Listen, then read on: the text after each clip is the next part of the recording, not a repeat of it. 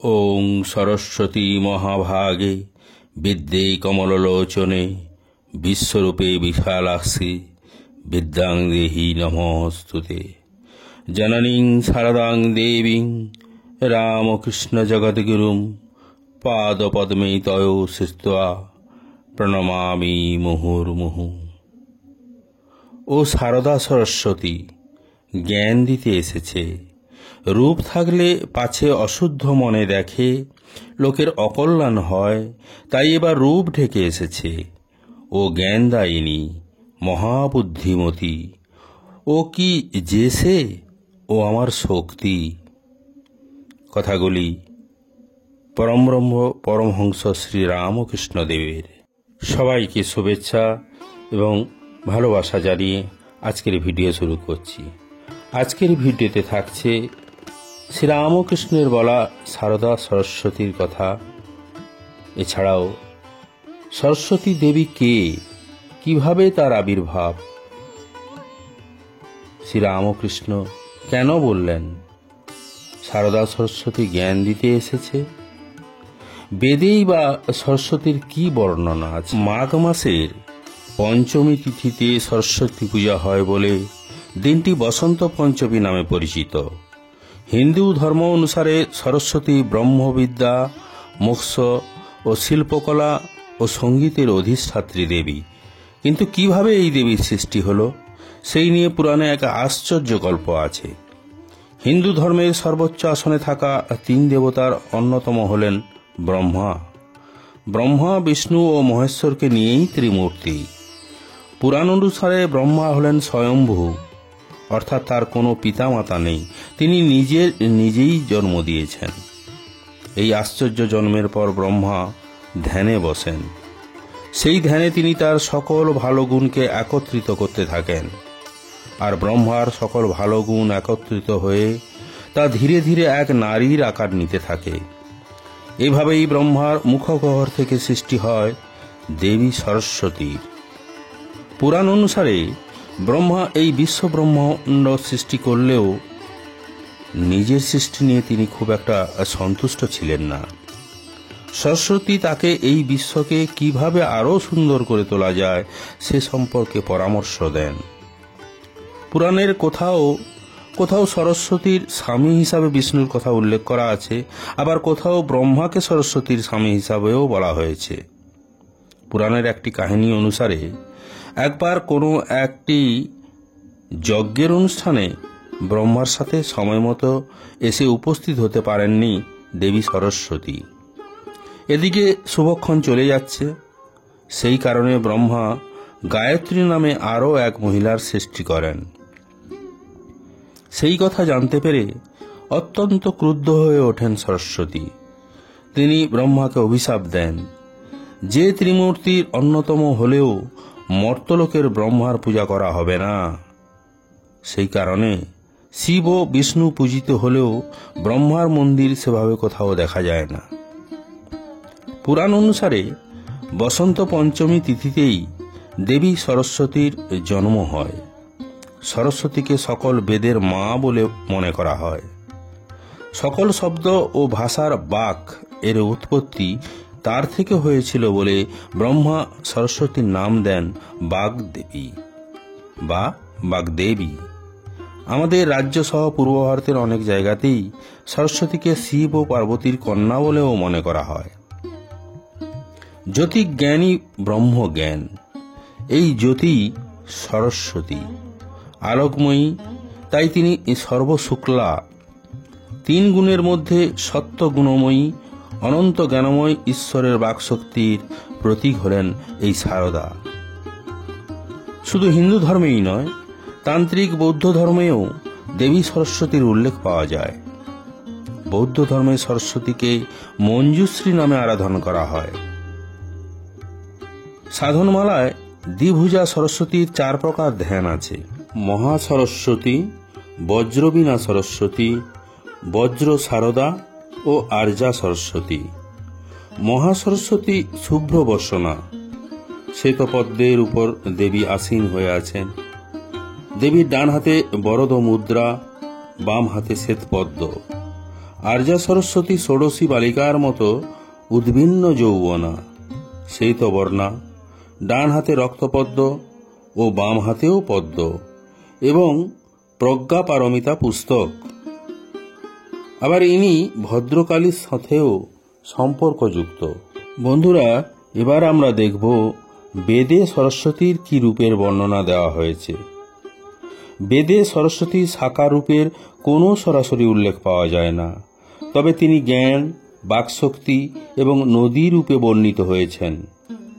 ঋগ্বেদে সরস্বতীকে একটি গুরুত্বপূর্ণ ও পবিত্র নদী হিসাবে বর্ণনা করা হয়েছে, যা জীবন ও সমৃদ্ধির দাতা।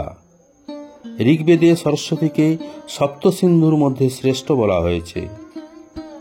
বাগদেবী, বাকশক্তি ও জ্ঞানের দেবী রূপে তাকে বর্ণনা করা হয়েছে। সরস্বতীকে ব্রহ্ম বা আদিনী এবং জ্ঞান ও বাকশক্তির অধিষ্ঠাত্রী বলা হয়েছে।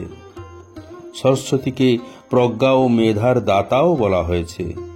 বন্ধুরা, আমরা এও জানব, বেদে সাকার পূজার কোনো উল্লেখ আছে কি?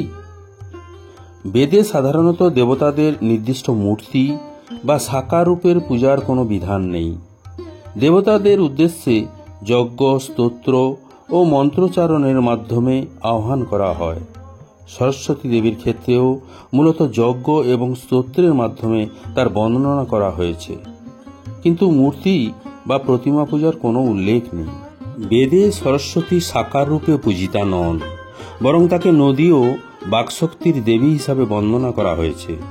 পরবর্তীকালে পুরাণ ও স্মৃতিশাস্ত্রে, বিশেষত ব্রাহ্মণ গ্রন্থ ও পুরাণে সরস্বতীকে সাকার রূপে পূজা করার ধারণা বিকশিত হয়েছে।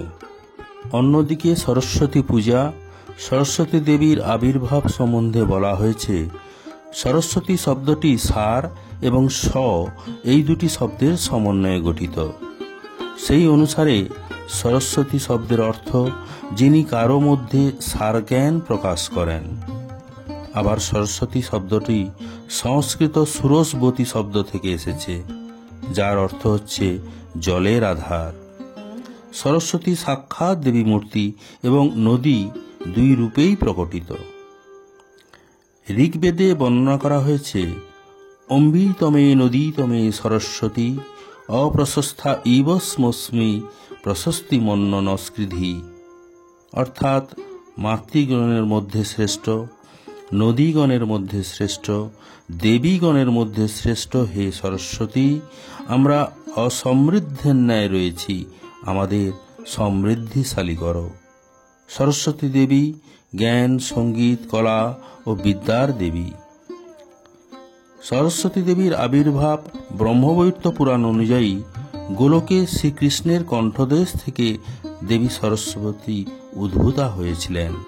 চৈতন্য ভাগবতে বর্ণনা করা হয়েছে, পূর্বে ব্রহ্মা জন্মিলেন নাভিপদ্ম হইতে, তথাপি শক্তি নাই কিছুই দেখিতে, তবে যবে সর্ববারে লইলা শরণ, তবে প্রভু কৃপায় দিলেন দর্শন, তবে কৃষ্ণ কৃপায় স্ফুরিত সরস্বতী, তবে সে জানিলা সর্ব অবতার স্থিতি।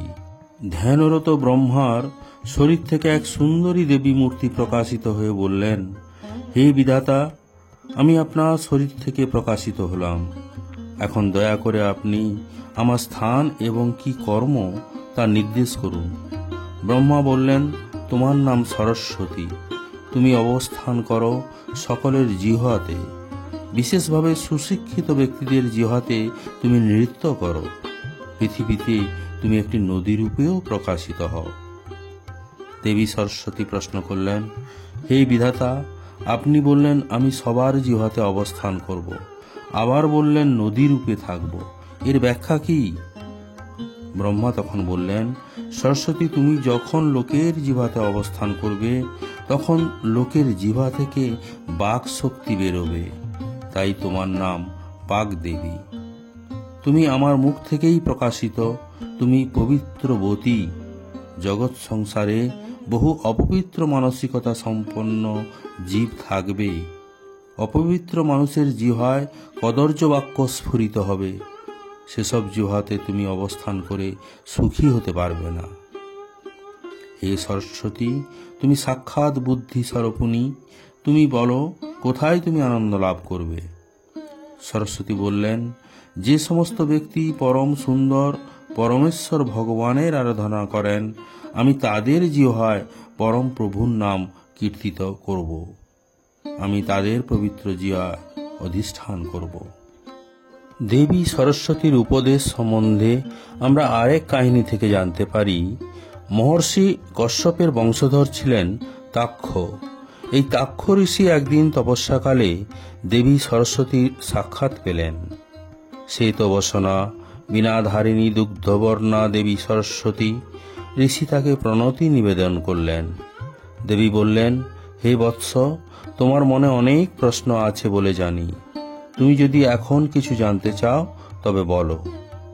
তাক্ষ ঋষি জানালেন, হে ভদ্রে, দয়া করে বলুন, ইহলোকে মানুষের কল্যাণ কিভাবে হবে? দেবী সরস্বতী বললেন, হে তপবন, যে ব্যক্তির হৃদয় শুদ্ধ, শাস্ত্র নির্দেশে যে যত্ন সহকারে পালন করে, তার যথার্থই কল্যাণ হয়। কি কর্ম করলে মানুষ এই জীবনের পর ঊর্ধ্বগতি বা নিম্নগতি লাভ করে? যদি কোনো ব্যক্তি অন্য সাত্ত্বিক ব্যক্তিকে ধন দান করেন, আশ্রয় দান করেন, চিকিৎসা দান করেন, অন্ন বস্ত্রাদি দান করেন, তবে সে সুখময় স্বর্গীয় গ্রহলোক উপনীত হবে। যে ব্যক্তি কাম ও ক্রোধ দ্বারা নিরন্তর মোহচ্ছন্ন থাকে, সে ঘোরতর নরকলোকে নিপাতিত হবে। ঋষি এবার প্রশ্ন করলেন, হে দেবী, কারা বৈকুণ্ঠ বা গোলকে ধামে উপনীত হতে পারবে?